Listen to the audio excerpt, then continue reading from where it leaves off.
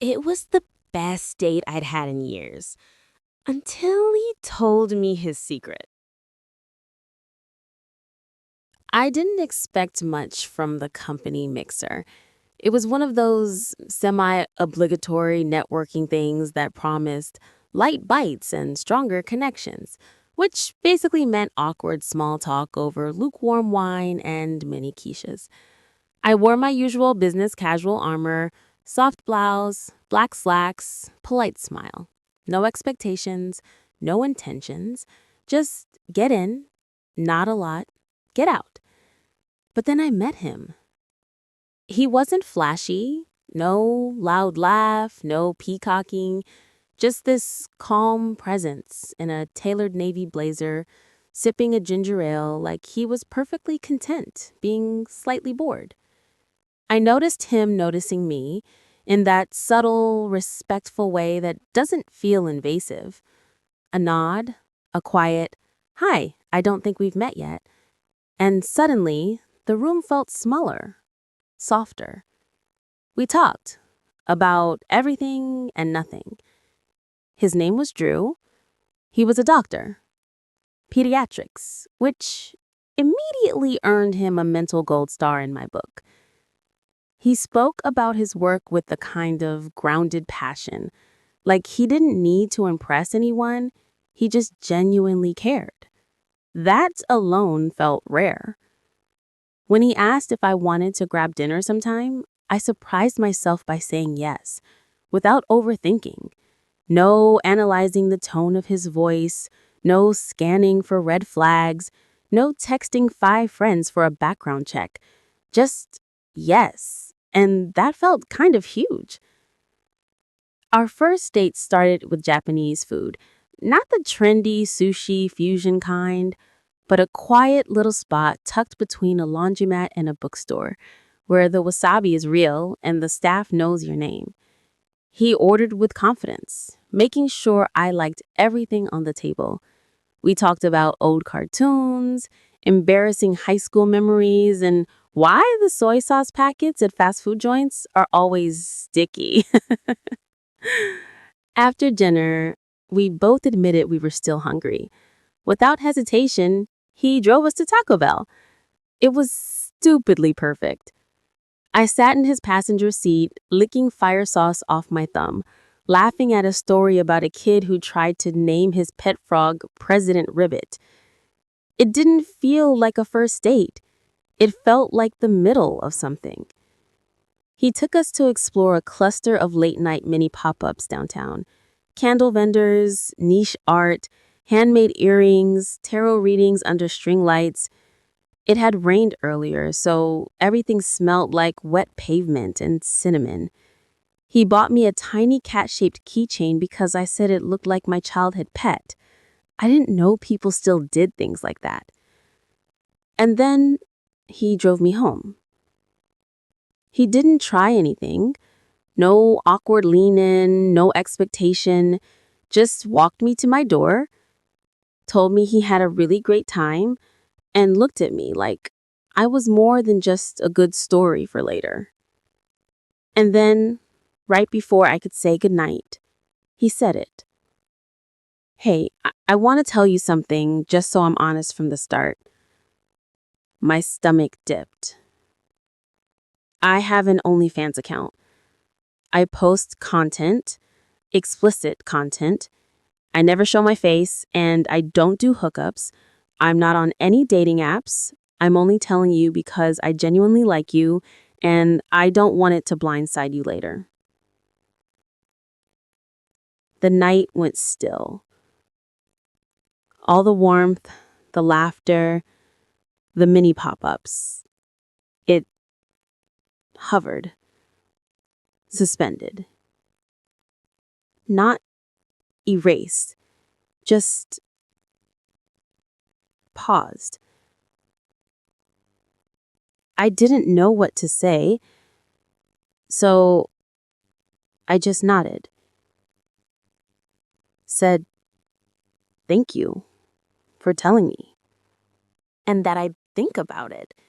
He didn't flinch, just smiled a little, said, take all the time you need, and left. And I stood there, key in hand, heart in limbo, wondering how one of the best dates I'd ever had could end with a question I never expected to ask myself. Would I date a man with an OnlyFans? I didn't go inside right away. I stood there, in the quiet hush of my porch light, as the taillights of his car disappeared around the corner. There was a soft wind, the kind that makes your hair tickle your cheeks and your thoughts feel louder than they are. OnlyFans. I hadn't expected that. Not from a man who buys keychains shaped like cats and holds open doors without making a thing of it. Not from a pediatrician who spends his days soothing toddlers and explaining medicine to worried parents. But that's what he said. Calmly, respectfully, like someone offering truth as a gesture of care, not confession. Inside, I kicked off my shoes and sat on the floor with a blanket and a glass of wine I didn't even want. My phone buzzed. Group chat. One of my girls was ranting about her ex, another was sending memes. I stared at the screen, thumb hovering. Should I say something? Should I not? I didn't. Instead, I opened Reddit, typed in, "Would you date a guy with an OnlyFans?" Pages of opinions. Threads tangled in ethics, insecurity, feminism, morality, and the occasional unhinged anecdote about someone finding their boyfriend in cosplay on the homepage. It was messy. No consensus. Just noise. Then I found one comment, buried deep. If someone is honest with you from the beginning, respects your boundaries, and treats you with care, don't throw that away just because their version of expression doesn't fit your mold. Mold can change. Values don't. I read it 3 times. Then I called Claire. "Tell me everything," she said. No preamble. I loved her for that. I told her the whole story. The dinner, the pop-ups, the cat keychain, the calm voice that said, "I like you," without actually saying those words. And then his confession. She was quiet for a beat. Then, "Girl, if he treats you right and it doesn't cross your personal boundaries, maybe this isn't a red flag. Maybe it's a pink flag. Worth watching, not running." I laughed. What if it gets weird? Everything gets weird eventually. That's called a relationship. She wasn't wrong. That night, I didn't come to a decision. I didn't draw any hard lines. But I fell asleep thinking about the way he looked at me under the fairy lights, like I was something soft he didn't want to damage. And in my dreams, we were still walking through rainy streets, still laughing, still in the middle of something. The rational thing was to wait, to let my brain do its normal, boring thing. Sleep, wake up, function. But the rational thing and 2 a.m. me were strangers. I found myself in bed with my phone lit up like a beacon, a small animal of curiosity and dread. I told myself I'd only do a little digging, not stalk, not pry, just enough to quiet the part of me that hates surprises. I typed his name into my search bar first, Drew Ellis, the pediatrician I'd met. The usual stuff came up. A professional profile, a picture in scrubs that looked tired and warm, a blurb about residency and volunteer clinics. Totally normal. A decent human with a doctorate. A man who could write a prescription and explain why toddlers cry about nothing. Then I added words that made my stomach flip. OnlyFans, anonymous, content. At first, there was nothing obvious, which honestly was a blessing. Privacy is a right, even for people who post explicit stuff. But then, like an accidental nudge, a username popped up that sounded familiar. Not his full name, not even a clear handle, just a pattern of letters that made me pause. I clicked. The page opened cautiously, a minimalist layout, no face, no identifiable background. The username was clever, the kind of thing someone makes when they want to be memorable without being traced, at Midnight Doc, or something equally on the nose. The thumbnails were suggestive, but controlled. What I saw told me two things immediately. He kept his face hidden, and he curated his work. This wasn't random, it was intentional. My first reaction was a rush of relief. He'd told me the truth. He'd said he didn't show his face. He hadn't lied. It felt ridiculous to be proud of someone for being honest, but weirdly, I was. Then another part of my head started to narrate, what about trust? What about judgment from friends? What about boundaries?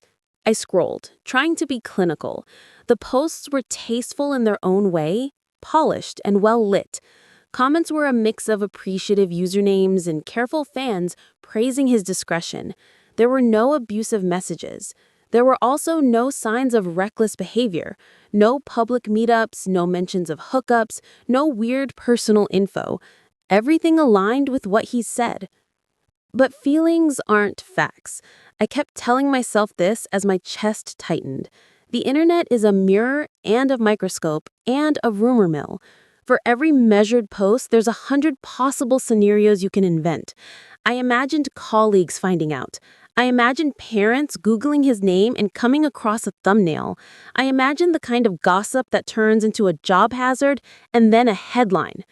I closed the tab and opened Reddit again, because apparently that's the only place where people say the brutally honest and wildly empathetic things that make you feel less alone. I fed the situation to strangers like a castaway tossing a flare. Some answers were practical. Ask him questions, set boundaries, see what makes you uncomfortable. Some were meaner. Dump him, run. Who does explicit content in medicine? But the ones that stuck were in the quiet middle. There was a long comment about agency, about how people own their bodies in ways that don't always align with how others want to look at them. There was a reco about separating performance from personhood, that someone can do an erotic career and still be deeply kind or deeply committed. Then another person wrote about economic reality, why people monetize adult content, how side incomes are normal and sometimes necessary. I found myself considering things I hadn't before. Money, presentation, control. Did he enjoy it? Did he feel empowered? Was it a creative outlet? I imagined him in his apartment after a long shift, setting up a camera, arranging light like a photographer, choosing the exact tone of the message he wanted to send. Or maybe it was lighter, a private thing he did for fun and extra cash. The truth could be anything. I thought about consent, not only his consent to create, but my consent to love or date someone who makes that choice. Consent is messy in relationships because it's ongoing and negotiable. He had consented to tell me. I had the right to digest, to say no, to ask more questions. But there's a difference between asking and accusing. There's also a difference between curiosity and a witch hunt. When I finally looked at the timestamps on his posts, I noticed a rhythm, regular but not frantic. He posted enough to maintain a presence, but not so much that it felt like a full-time job. The comments praised his consistency. There were also messages about boundaries, fans who respected the rules he set. I felt slightly less like a detective and more like an observer of two lives that could potentially overlap carefully.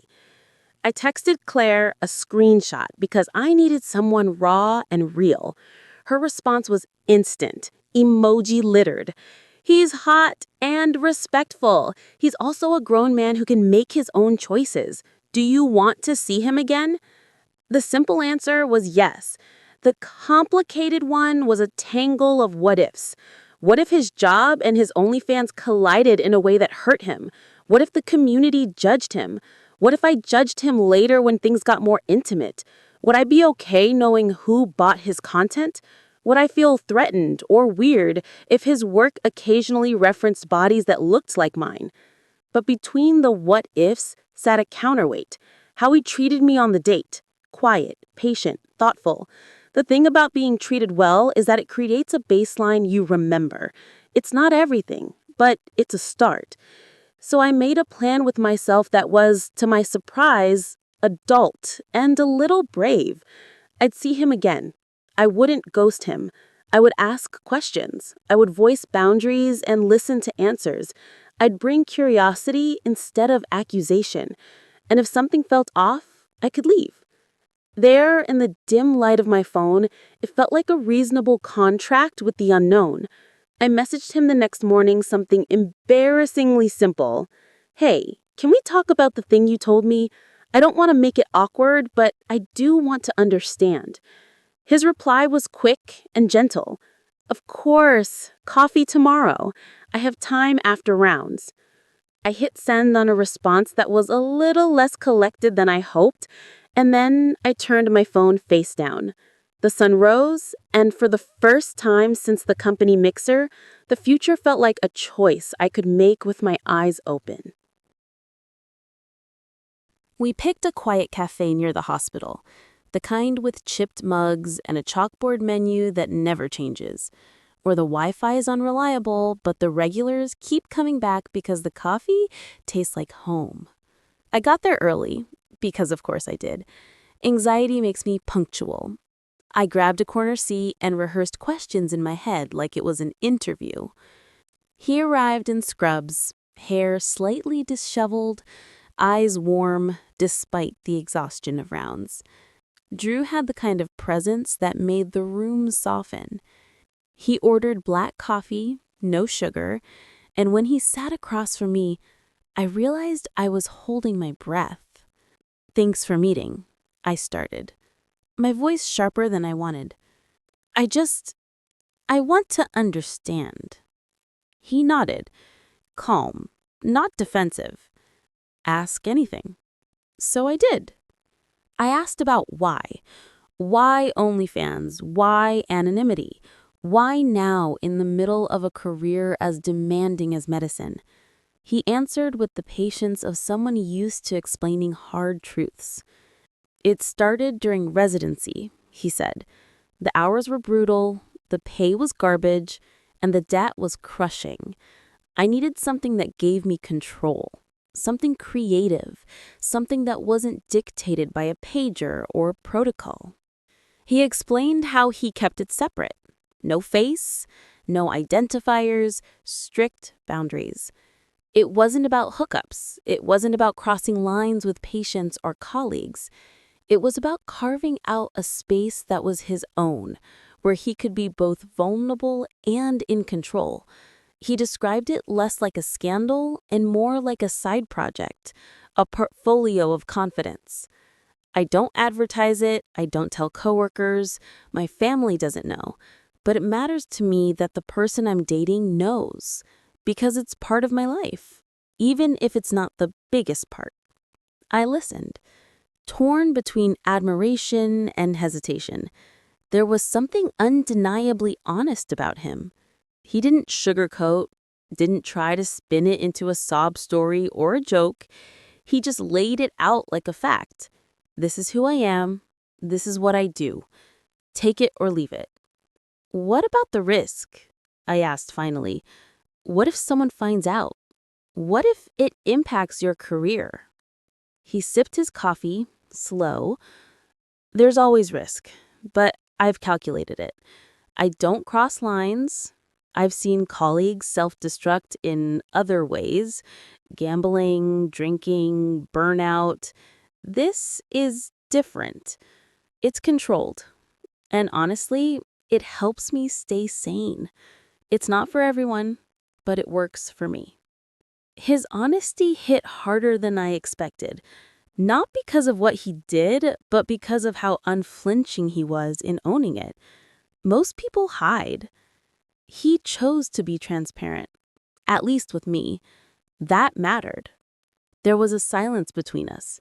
Not awkward, more like a pause to breathe. I traced the rim of my mug, trying to hear my own instincts under the noise of judgment, Reddit comments, worst-case scenarios. Finally, I asked the question that scared me most. What do you want from me? He smiled, not the charming grin from our date, but something softer. He like you. That's all. Simple. Clear. The opposite of dramatic. And somehow, that was more powerful than a grand declaration. I left the cafe lighter than I expected.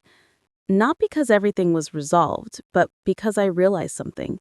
Relationships aren't built on the absence of risk. They're built on honesty, boundaries, and choice. He had given me all three. The rest was up to me. That night, I lay in bed replaying the way he looked at me when he said, "I like you." It wasn't complicated. It wasn't wrapped in performance. It was just real. And maybe that was the greenest flag of all. Our second date wasn't cinematic. No string lights, no artisanal keychains, no surprise revelations. Just two people trying to see what came next. He suggested a little Italian spot with checkered tablecloths and waiters who knew the regulars by name. I said yes, and when I showed up, he was already there, waving from a corner booth with that soft smile that seemed to cut through every layer of doubt. We ate pasta, laughed about nothing, and slipped into a rhythm that felt absurdly comfortable. There was a moment, mid-conversation, where I caught myself watching him explain something, hands moving, eyes warm, and I realized I wasn't waiting for the other shoe to drop. I wasn't analyzing every word for hidden motives. I was just there, with him. After dinner, we walked. Not the curated pop-ups this time, just ordinary streets under dim lamps. He kept pace with me, close but not crowding, his arm brushing mine now and then in a way that felt more electric than a kiss. The air was cool, autumn starting to sink into the city. My scarf smelled faintly of cinnamon, his jacket of coffee and clean soap. At one corner, we stopped. The world went quiet for a second. He looked at me, not with expectation, but with patience. The kind of look that said, "I'll wait as long as you need." My pulse skipped. I almost leaned in. Almost. But instead I laughed nervously, shoved my hands deeper into my pockets, and said, "Not yet." He didn't flinch, didn't sulk, just nodded like it was the most natural answer in the world. Okay. And that was it. No pressure, no disappointment, just respect. The next day, I told Claire. She screamed into the phone, demanded every detail, then grew quiet. You realize how rare this is, right? A man who respects your pace, your no, your maybe later. That's the real green flag. I thought about that all week, about how I'd braced myself for drama, for judgment, for some big moral line I'd have to draw.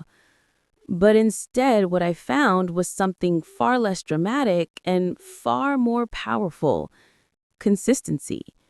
He said he respected boundaries, and he did. He said he liked me, and he showed it. He said he wouldn't push, and he didn't.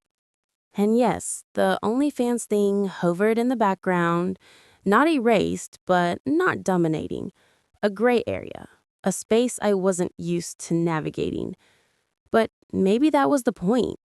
Maybe relationships aren't about finding someone who fits perfectly into your existing blueprint. Maybe they're about building something that flexes, bends, and grows around two people who are trying, really trying, to be honest. On our third date, he walked me home again. At my door, he asked if he could kiss me. Simple, respectful, direct. My answer came without hesitation this time. Yes. It wasn't fireworks or movie montage. It was soft, steady, a kiss that said, "This is the beginning, not the end." And when we pulled apart, I felt the strangest, most exhilarating thing. Not fear, not doubt, but hope. I don't know what happens next. Maybe it works, maybe it doesn't. Maybe the gray areas stay gray, or maybe they sharpen into something I can't live with. But right now, I know this. He treats me with kindness, honesty, and respect. And that's not just the green flag, that's the whole damn meadow. The end. For now. So here's where I hand it over to you. If you were in my shoes after the Japanese dinner, the Taco Bell run, the rainy night keychain gift, and the OnlyFans confession, what would you do? Would it be a deal breaker, or would you lean into the green flags and see where it goes? Have you ever been in a situation where someone you really liked dropped a truth that complicated everything? How did you handle it? I'm curious what you'd choose.